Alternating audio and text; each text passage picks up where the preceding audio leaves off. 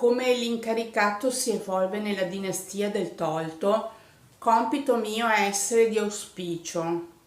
Fortuita sorte e controversia dentro la possibilità della circuita versione dei fatti nostri, che incombenza svolge come prassi di odierna epoca. Stasi preliminare.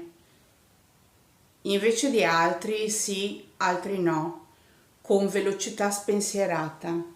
Arriva il colossale argagno che fai perdere ogni fama.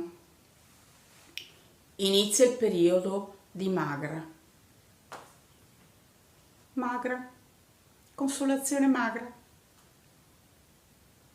Che sia vero. Ci credete voi?